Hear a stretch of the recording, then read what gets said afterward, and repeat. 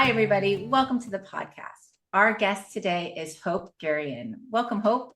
Hi, how are you, Cassie? I'm so great. Thank you. I've been so excited to speak to you because I've listened to your podcast. I've seen you in the continuous discovery habits ecosystem, and I really respect you as a product leader, but I'm not sure everybody knows your name and what you've done. So I'd love for you to have just a couple minutes at the start here to introduce yourself. Yeah, of course. My name is Hope Gurion. I have been working in the field of product since it was known as product. So it's been quite a long time, probably more than 25 years at this point, working in the tech industry. When I was working full time, my most recent roles were as Chief Product Officer and SVP of Product. Over the last 8 or so years, I've been working as a coach for product leaders and teams. I work very closely with Teresa Torres, for those who are listening who are familiar with continuous discovery habits. But I mainly focus on leaders and teams seeking to become more outcome oriented in their work. I'll say that was a pivotal moment in my career as a product leader, really recognizing the power of that through working with people like Marty Cagan and Chris Jones. And of course, when I first met Teresa Torres, she was incredibly impactful on my teams as well. So that's what I've been doing over the last 8 years. And it's really the work that I love to do. It's helping people see the value and how to practically apply what it means to be outcome oriented in their work. Mm-hmm. And why did you decide to become a coach and a trainer? What was your motivation and inspiration behind that? Like many people, I think it was accidental and circumstantial. So it wasn't like in 12 years, I've got this great plan to do this. No, not at all.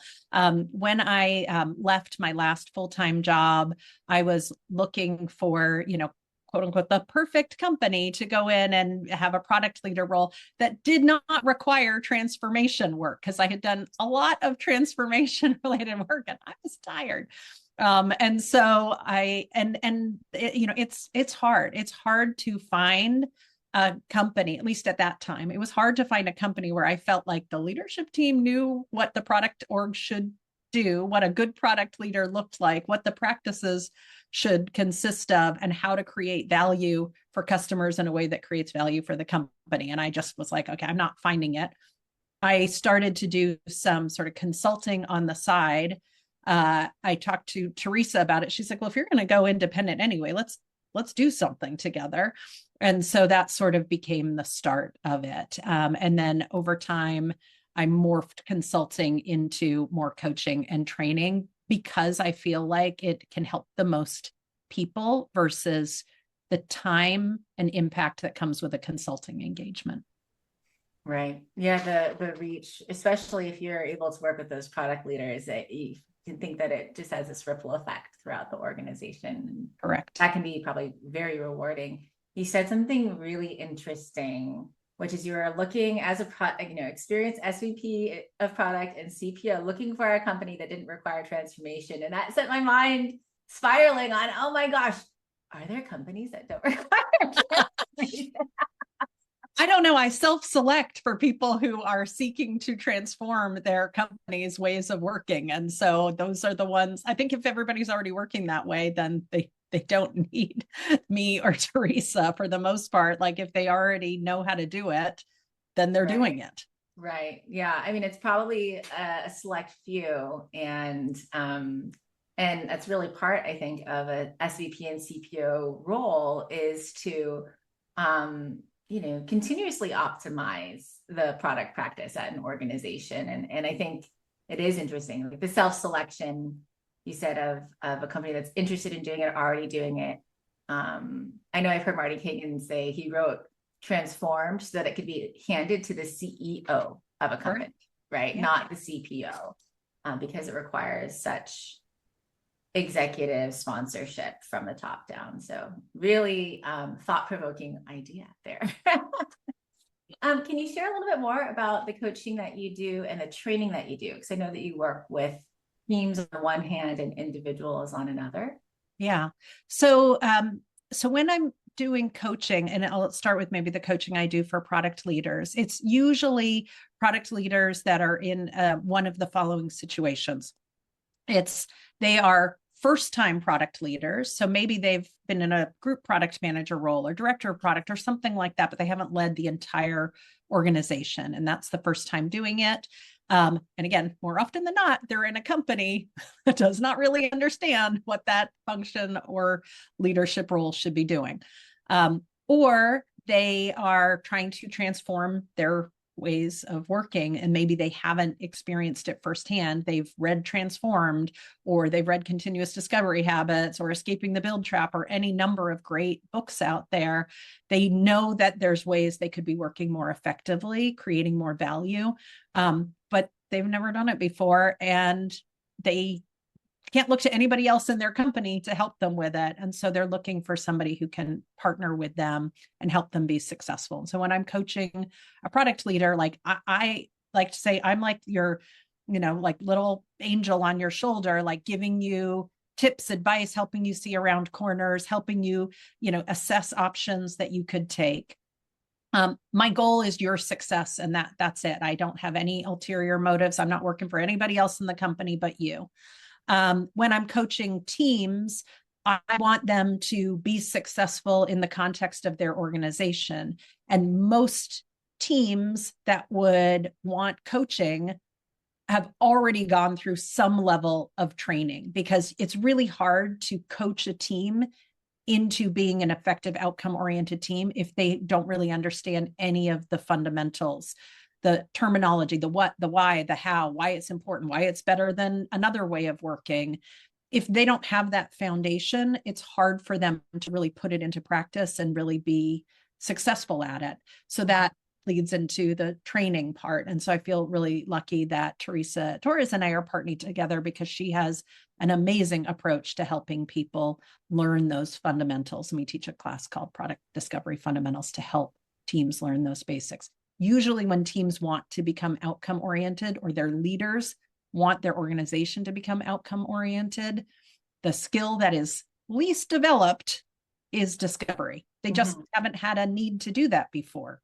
Right. Yeah. Yeah. That really evokes for me this concept of, like, when Agile came out, we talked about, it's really about execution, right? And I'm, often saying there's research, which then informs your strategy, which then you execute, right? And oftentimes those first two are just skipped over. Right. Well, because it's so obvious what we need to do, and let's just hurry up and build it, right? Right. And if that were the case, right? If only. Right. I always say, if you don't need to do discovery if you're clairvoyant. If you're clairvoyant, just go for it. I know. And it'll be interesting to see what happens with all of these AI tools coming around. And, I feel like there's a very reductive argument being made now that, okay, well, now, for example, engineers will be able to speak to customers, which is true, right? I think directionally we're moving there, and more engineers should and absolutely will be building product skills. But speaking to customers is just the beginning, right? There's this whole process of critical thinking that you and Teresa coach on. And I love, just the contents of continuous discovery habits and the frameworks there, because they really, in my mind, are just like, it's a critical thinking framework. And it's exploratory, non-prescriptive, and it just helps teams kind of, expand their aperture. And it's purpose driven. I think in some environments, critical thinking is not encouraged because it is seen as disloyal. And it is, I wish that weren't the case. But if you're questioning authority, it is seen as, subversive, as opposed to, I'm trying to understand so that I can help us make good decisions to achieve the results, the end goal that we seek. And it's not always perceived that way. But again, I self-select. If that's the environment, that's probably not the right. Okay. Yeah, that's so fair. And then, perhaps even those leaders are the ones that could benefit from some leadership coaching, right? To really be able to rumble with the vulnerability of not having all the answers and figuring things out, which leads me to my next question. And I think Teresa had a really great point of view on this. She's like, don't use coaches to train people, right? Yeah. Training is training and coaching is coaching. But I think you hinted into this a little bit early in our conversation. It feels like they're complementary in a way.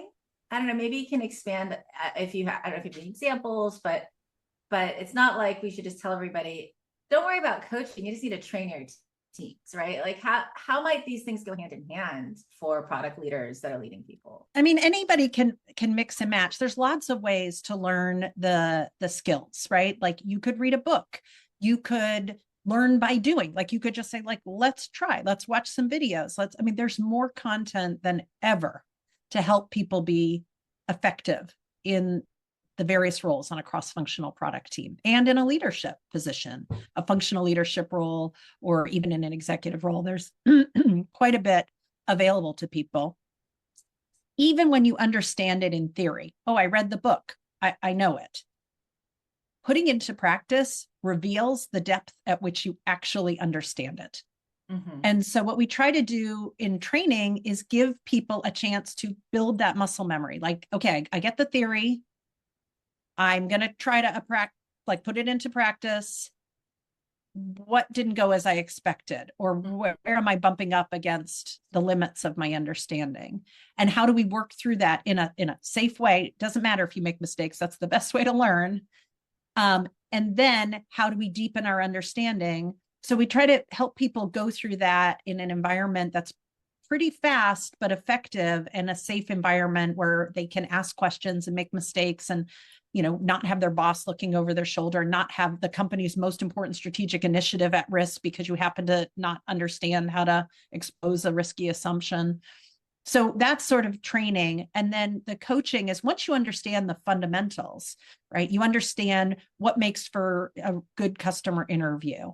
I've got access to customers. I've got, evidence that's helping me choose a target opportunity. I'm clear what my riskiest assumption is. I'm trying to run assumption tests. Once you sort of understand the fundamentals, now we can do it in the context of your product and troubleshoot where you're running into difficulties within your team, within your organization, with your stakeholder, with your leaders, with the context switching that's happening, like all the things that make it difficult for somebody on a team or a team to put it into practice. So that's sort of how training and coaching can be very complementary to each other.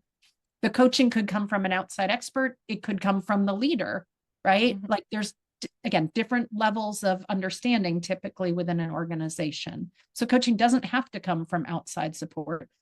That was one of my favorite things about being a product leader, was unblocking my teams, helping them see why they were doing something, or maybe why they didn't need to do something.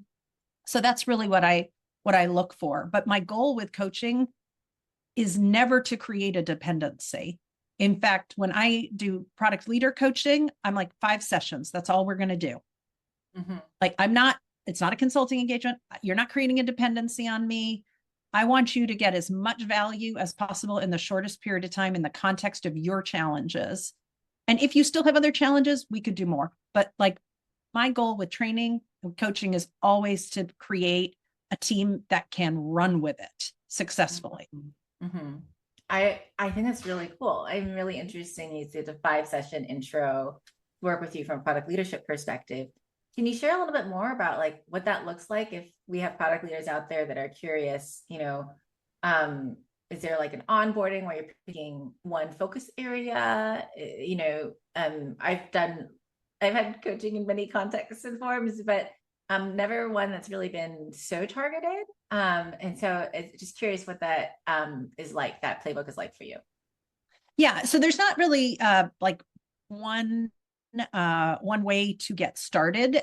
For most product leaders that I'm working with, we spend, even before we do the first session, just to figure out, like, am I the right fit for you? And I will tell people, like, I'm probably not the best person for you. Like, and I'll try to recommend others.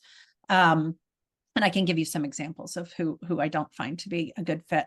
But if we decide that we're a good fit to work together, like we're doing a sample, like tell me about something you're struggling with right now. Like you should get a free sample and see if it's a good fit. And if this is advice that you already knew, well, then maybe I'm not going to tell you anything you don't already know. If it's something you never thought of before, maybe I've got some perspective that might be useful to you. So that's always, and that's before we get started. And it helps me see what they're worried about. so that I can assess, like, am I likely to help them over, the next 5 sessions if we decide to work together? Usually people come with like a bunch of things on their mind. It's not usually one thing. I wish it was one thing, but we are in the business of pattern spotting, and I have seen many, many patterns, and have seen many, many ways to address the problems underlying those patterns. And so however people show up to the coaching session, usually people are coming in hot. They haven't prepared. They're, fighting fires every day. We take whatever they're feeling immediately challenged by, and I try to get them unstuck on those things. And then they decide what they want to do. And then whenever we meet again, we're tackling whatever their next challenges are. I love that. Can you share a little bit more about, you mentioned that you'll self-select out, I guess, or, if you don't think you're necessarily the right fit, if somebody's looking for a product coach, and we've talked about this with other coaches on the series, there are a lot of new product coaches on the market. And so it's important for people to be discerning, right, when choosing somebody to work with. Like, how would you advise people to look for a coach? And maybe you can share some of those examples of where maybe the fit wasn't right. Yeah. So like there's a couple patterns of people when they reach out to me, and I can immediately tell. And in fact, when somebody reaches out, if anybody reaches out, I always say, what's your email? I'm going to send you an FAQ of like how I work, what the costs are. This is the type of things that I'm good at. And these are the things that I'm not I'm not a career coach. I'm not going to help you, find the color of your parachute. Like that's not who I am. I focus on, typically the senior most person in the product organization. And again, that could be a CPO. It might be a head of product. It might be a VP, like it depends. Usually who believes in outcome-oriented teams. Like if you've never heard of that before, you're probably not finding me as a coach anyway. If you are, sometimes people will reach out because they are in a product role, but they are not the senior most person in product. Sometimes it's a head of product at, say, an earlier stage company that hasn't yet decided if they're in the custom software business or trying to create products. And sometimes I can't quite tell until, and again, this is a good reason for only doing 5 sessions, right? Like if by the 5th session, and this happened with a product leader I worked with recently, like we talked about a number of challenges. And at the end, I'm like, did your leaders want to be doing custom software? Like, is that the way? Because it seems like that's what's happening. I'm not the right person for that because I'm a product leader, not a custom software development coach. Like that's not my expertise. Yeah. Sometimes people are hired into a head of product role at a startup, but they don't have a team. They are really a PM that might be given the title of a head of product role, but they're the only product person at their company. That's also not a good fit for me. That's just like a PM with a different title. Right. Yeah, those are great examples. Can we shift into, then you said we are in the business of pattern matching. What are some patterns of topics that just seem to come around and around and around again across your client base? The first question I always ask when somebody is we're doing an intro call to see if it's a fit. I say, like, how do you know if you're getting an A or an F? How do you know if you're winning? How do you know if you're doing a great job or not a great job? And for almost every single person I do this intro call with, they don't have a clear answer to that question. And that's a great starting point, because if we don't have a definition of success for our role, for our organization, that's usually the place I want to start. And sometimes it's up to the product leader entirely. Sometimes that's a negotiation between the CEO and the product leader, or the VP of Eng or CTO and the product leader. Like usually this is something we want to clarify pretty early because it's going to make the rest of the decisions, how we structure our teams, resource allocation, what skills do we need to develop within ourselves, within our teams. All of that usually stems from the answer to that question. So that's, I would say, a pattern that I overwhelmingly see in product leaders, that the measure of success for themselves and their role is not clearly understood and needs to be defined. Absolutely. I'll give a shout out right now for the Phyl Terry Never Search Alone program, right? They have some great concepts in there, such as the candidate market fit, so that you can negotiate the resources that you need in order to succeed and achieve those things. And it's such amazing clarity to be able to walk into a role with, and maybe you're inspired me to say now, if you don't have one for yourself, build one. Build one. And I'm glad that you called out Phyl and the Collaborative Gain organization. I've been working with them for years. They were instrumental for me when I was in a CPO role, and now I moderate the Senior Product Leader Council. And you're right, like, I don't think I've ever seen anybody take as disciplined approach as what Phyl recommends in the Never Search Alone practice, to clarify before you take the job, or even as you're trying to figure out what job should I take, what do I want out of this role? What are the types of roles that help me be successful? How should I define success before I sign on the dotted line for this role? Like, super empowering and clarifying for both the leader and the organization that they might be about to join, to understand how success will be measured before you even accept the job. Absolutely. Wow.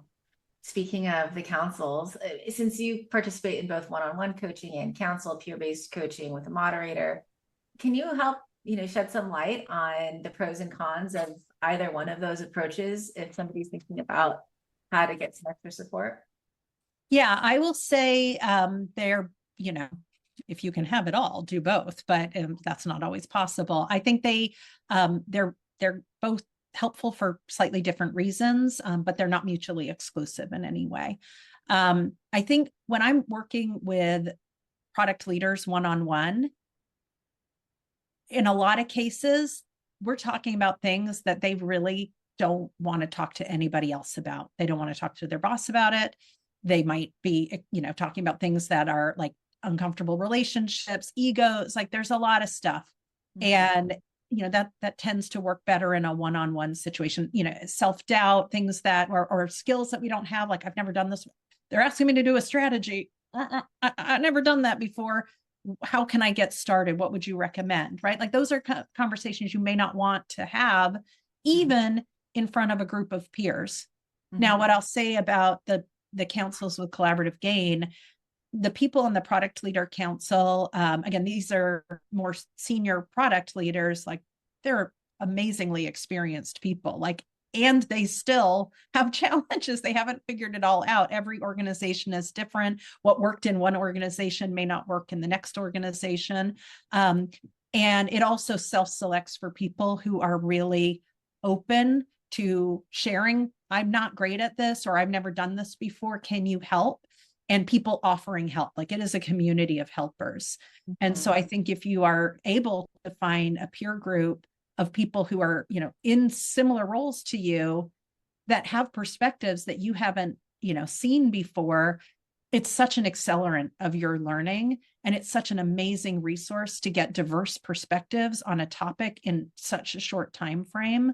I try to give diverse options to people, but I am me, and people would have different advice. And so I think there's value in the peer-to-peer, and there's value in the one-on-one, depending on what you want. Do you have any examples that you can, of course, anonymize, but to share like a little bit of a journey? It could be from a peer or a one-on-one, but just maybe a success story of someone that really felt like they up-leveled their game in a certain area, or were able to have, a really positive growth outcome from working with you? Yeah. So there's sometimes the successes are different. So sometimes it's really like up-leveling a team and things are working and we're achieving outcomes and we're seeing results, and my relationships with like the head of marketing and the head of sales has gotten much more collaborative, and all the things that you want when you're in a CPO role. Sometimes that's the arc. Sometimes the arc is, I'm realizing that I am not a good fit in this company, that even though they hired me, now that I've seen what is possible, I don't think I'm in an organization where that will ever be the culture that is sought out. Mm-hmm. And so then the success is, I'm going to go and find an organization that does value this, because there are a lot of companies trying to transform. So like the success story isn't always the same. And I think the ones that I'm most like sad about is when I can't recognize early enough in our conversations that they're in an organization that is unlikely. I did have a conversation with a potential client the other day, and I'm like, you're working in an environment that I just don't think it's going to work. And I don't want to be the one to, you shouldn't spend money on me figuring out that it's not going to work in your organization. Like, you should go find a different coach, or maybe there's a way to make it work that I can't see. Mm-hmm. So I try to avoid clients who I feel like I can't help. But those are usually the two arcs of success within the product leaders that I work with. Absolutely love those arcs of success. And especially, the one that's the self-discovery, that journey of realizing, oh, if I go somewhere else, it will just have a virtuous cycle for me, my life, my career. And if I stay here, it won't, right? Like, and it's hard and scary probably for people to come to that. Yes. And it probably really helps to have you as an outside voice and perspective, just validate that discovery. Yeah. Well, it's tricky, because like the last thing I want to do is say like, I don't think there's hope for you in this organization. Like, I don't want to say that, but we'll have conversations like, well, what are the benefits to you? Like, let's say you can't, I don't know, invest in upskilling your teams, and there's too many for you to personally coach. Or what happens if you can only do it within a pocket of your organization? Like, could that be success? Like, is that okay for you? Like, what are the pros and cons of you sticking with it here? Do you get enough other benefits because it's never perfect anywhere, right? It's just the phrase I use a lot is like, all you really have is your time and how you choose to spend it. Yeah. So where do you want to spend your time? Life is short, right? I'm laughing because I think somebody came up to me after a panel once and just gave me her sob story. And it was a legit one. Like, yeah, only women in the office, people taking credit for her work all the time. Like, she's the only one who stays late, and if we took it all at face value, right? I think I said, I think you can probably do these 3 things, but you should definitely be looking for your next opportunity. Mm-hmm. Yep. And I think that we should probably just normalize that, right? Because, I think oftentimes we always think it's our fault, right? And yeah, well, that is definitely there's growth that we can always do as individuals, for sure. Yes. And we should take accountability and responsibility for that. But there is also the other side, the other participants there. Yeah. One of the things you alluded to was situations where people are in an organization that just aren't ready to perhaps adopt the product operating model. I think we can probably infer what that means, but maybe you can just shed a little bit more light on that, right? Like, there's just different types of organizations and product cultures. Can you just give a brief survey of how you look at that, or how you've seen that with people you've worked with? Yeah. So I've done work with a lot of companies going through transformation, or attempting to go through transformation, we'll say.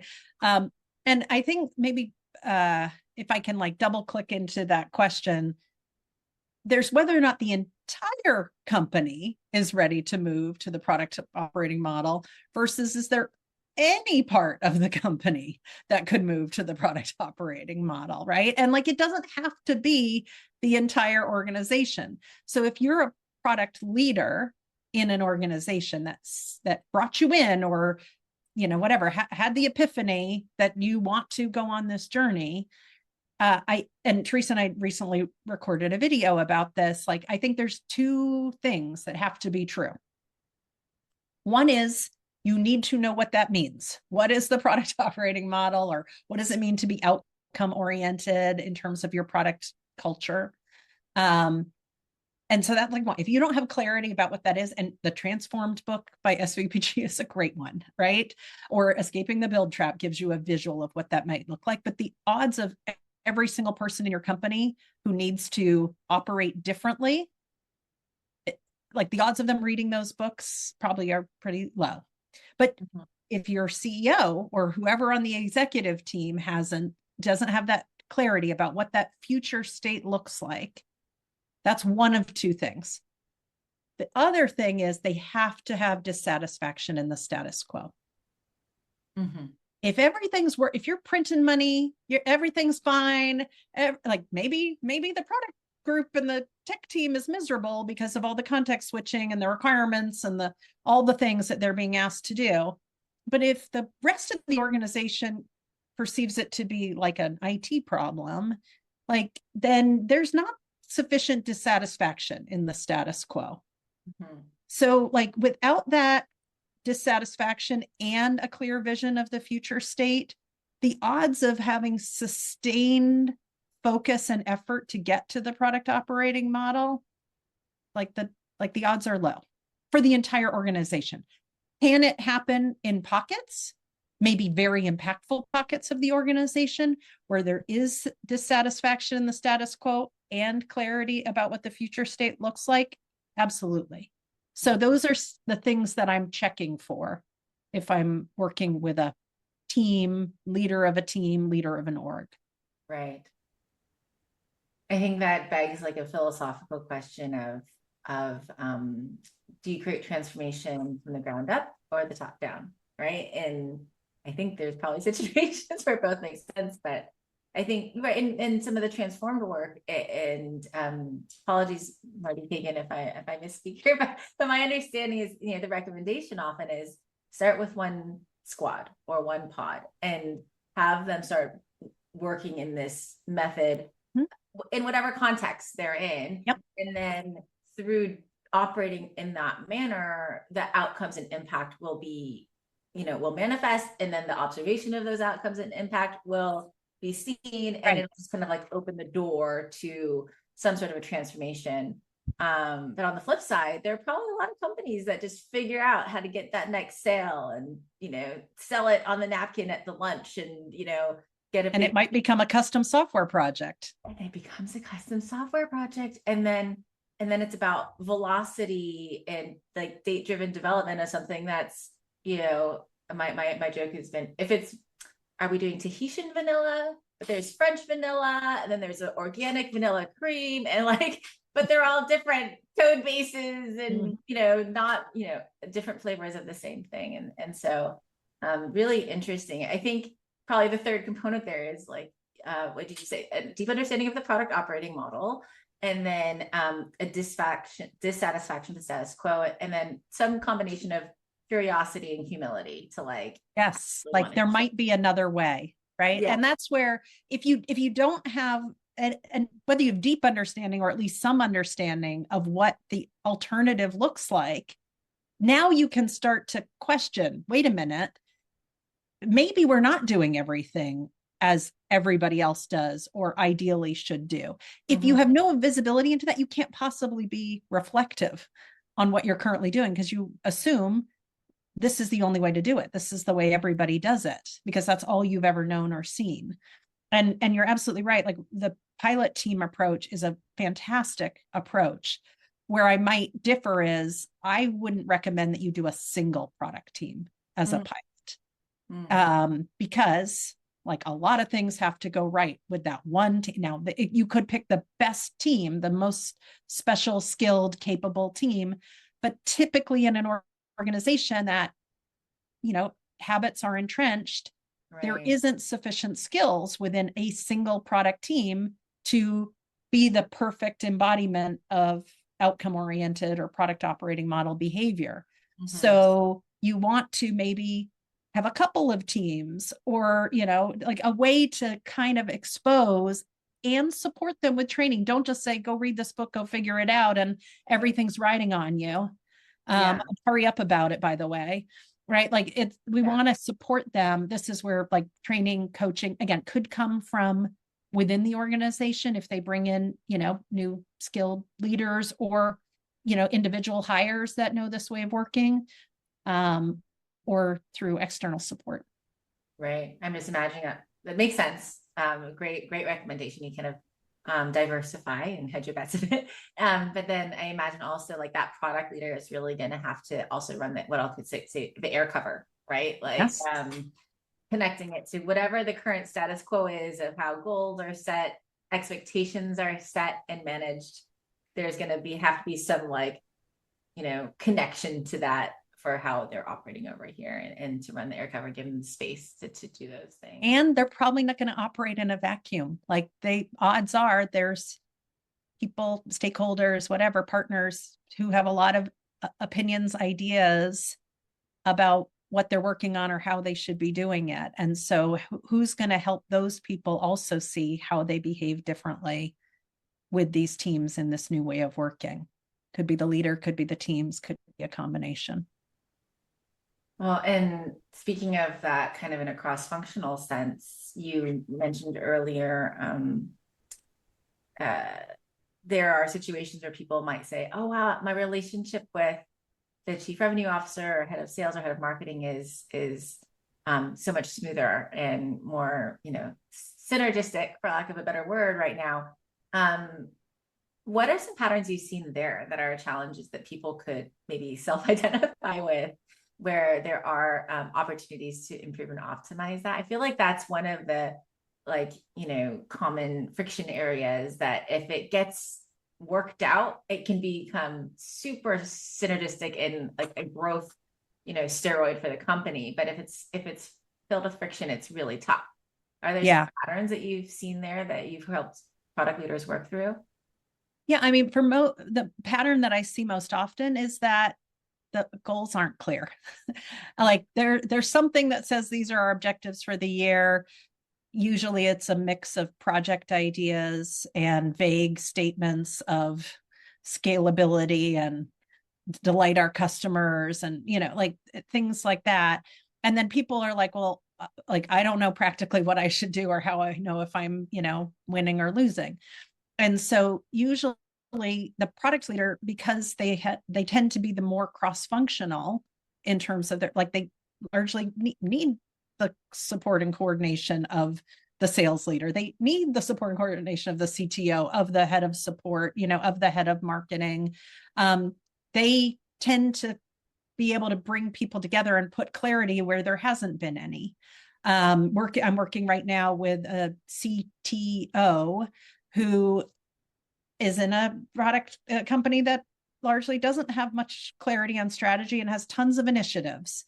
And there's a lot of, appetite to sell things to customers, right? And so that immediately creates conflict between the head of product and the head of sales, right? Anytime the product team says no, it's seen as like affecting people's quota, affecting my ability to hit my results. Like we are not working together. At the same time, they are like dealing with a lot of unprofitable customer sales.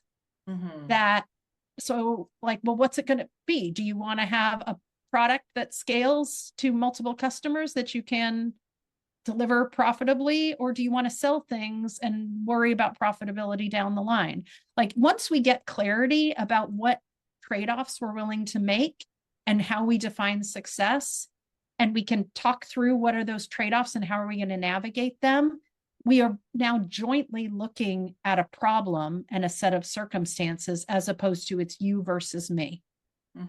And so that's usually what I try to do is like, let's pick apart a couple things where you feel like you're experiencing some tension, and let's see if we can get to a root cause diagnosis. And can we have that conversation together to see, is it an incentive misalignment?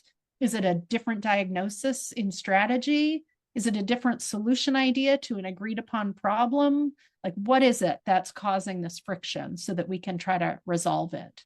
Mm-hmm. Yeah.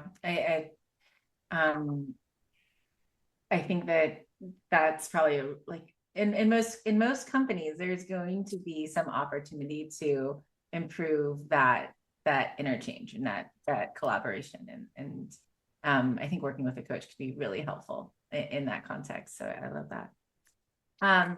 Okay, so I have to say, Hope, I have loved your Fearless Product Leadership podcast.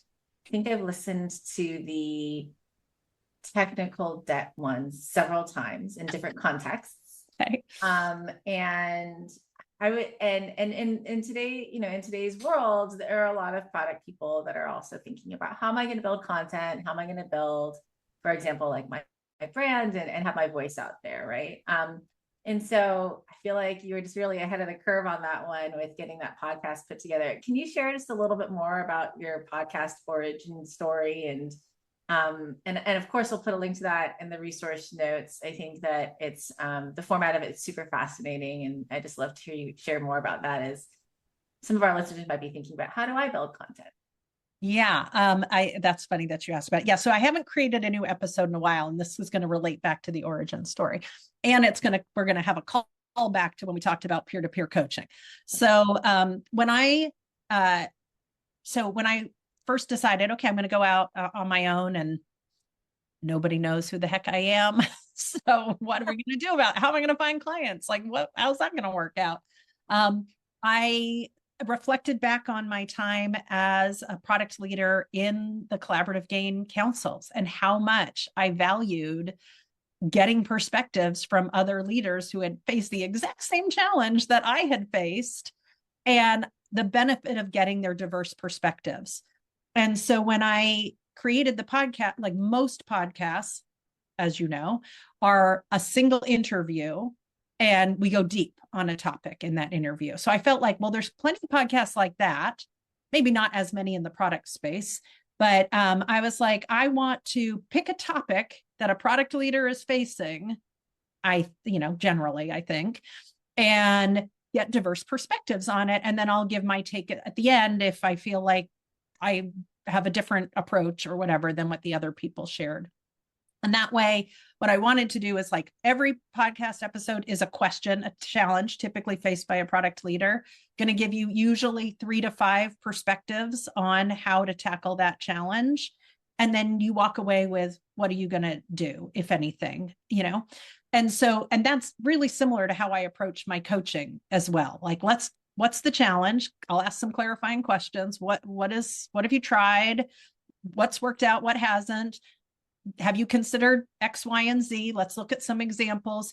Now you decide, right? Because at the end of the day, you have to decide what action you're going to take, right? It has to be authentic to you. So that was sort of the origin story behind why I took that approach in my podcast. And as I learned, it's a lot harder to queue up all those interviews, edit them together, produce an episode that has that many dependencies on different interviews happening.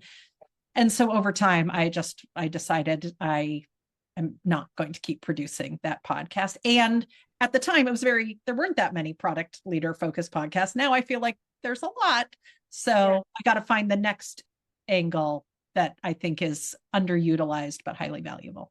Yeah, I'll just say, it's fairly evergreen, the content, right? I think AI may shift things now. Obviously, we're in just this highly dynamic environment, but it's fairly evergreen. I recommend people give it a listen. From spicy topics, I'm trying to remember now, like how to say no to your CEO was one. Yep. Love that name. And then, of course, how or when to address technical debt.